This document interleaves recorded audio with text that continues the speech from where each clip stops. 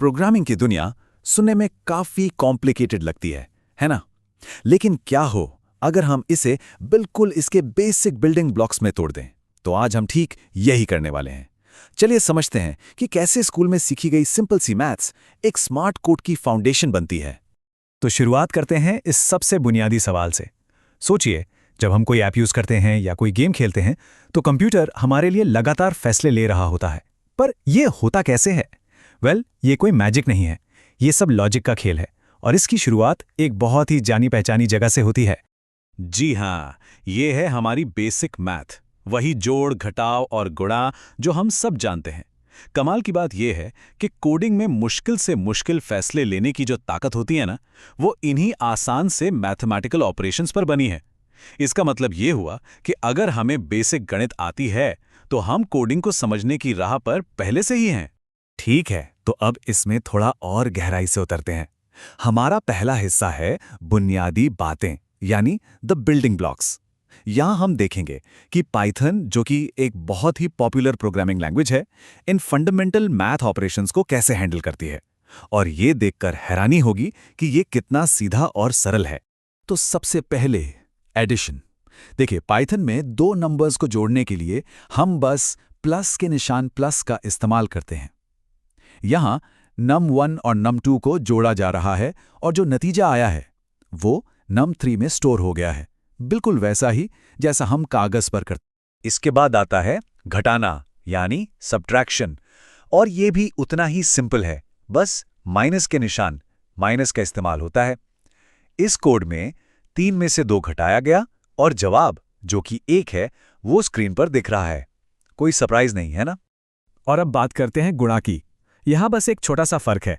हम मैथ में x का निशान इस्तेमाल करते हैं, लेकिन प्रोग्रामिंग में हम एक एस्टेरिस्क यानी स्टार सिंबल, स्टार का इस्तेमाल करते हैं। तो 3 को 2 से गुणा करने के लिए हम लिखते हैं 3 गुणा 2 और हमें जवाब मिलता है 6। बस।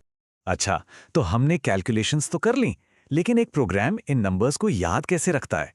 यहीं पर हमारा दूसरा हिस्सा शुरू होता है, संख्याओं को स्टोर करना। और यहीं पर वेरिएबल्स काम आते हैं। आइए समझते हैं कि ये क्या भला है।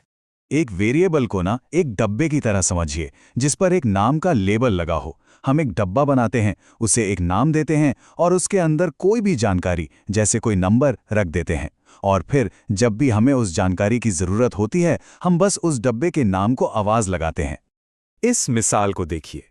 यहाँ num1 हमारे उस डिब्बे का नाम है और हमने उसके अंदर 3 की वैल्यू रख दी है।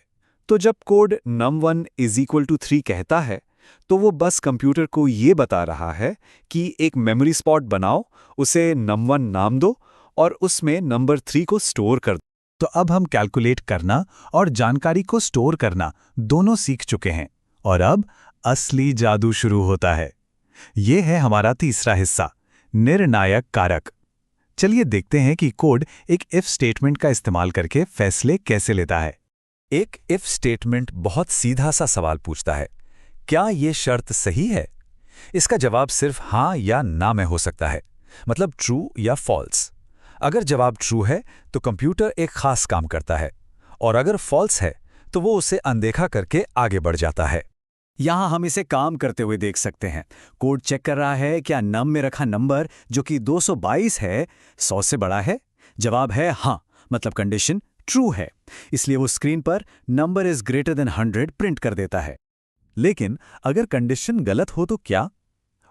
यहीं पर एल्स काम आता है। एक एल्स स्टेटमेंट एक दूसरा रास्ता देता है, मतलब एक प्लान बी। और ये एक बेहतरीन मिसाल है कि इफ और एल्स मिलकर कैसे काम करते हैं। कोड जांचता है क्या नम 100 से बड़ा है।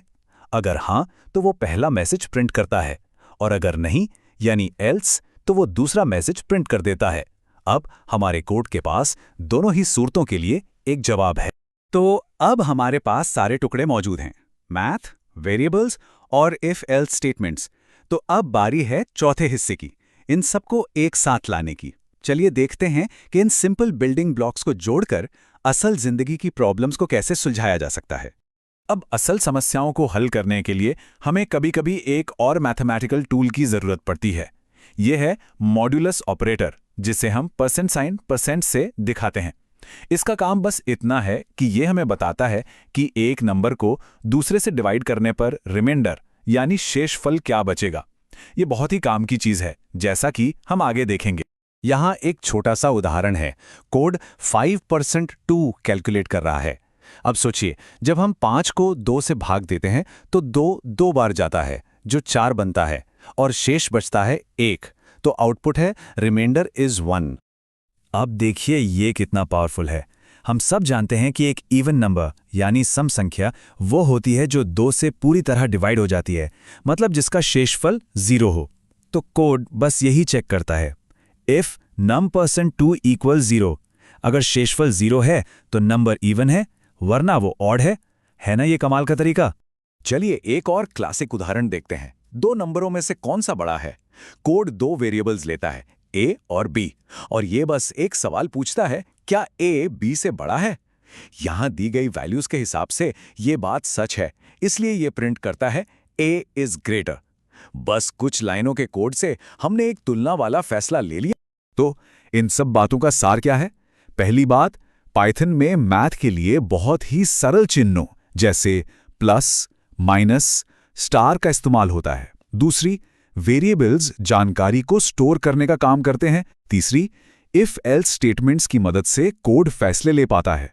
और सबसे अहम बात, ये छोटे छोटे और सरल ब्लॉक्स मिलकर एक बहुत ही शक्तिशाली लॉजिक बना सकते हैं। और इसी के साथ हम अंत पर आते हैं, लेकिन एक सवाल के साथ। जरा सोचिए, हमारे रोजमर्रा के जीवन में ऐसे कौन से छोटे नियमों पर आधारित फैसले होते हैं, जैसे ये तय करना कि आज बाहर जाते हुए छाता लेना है या नहीं, या ये चुनना कि कौन सा काम पहले करना है।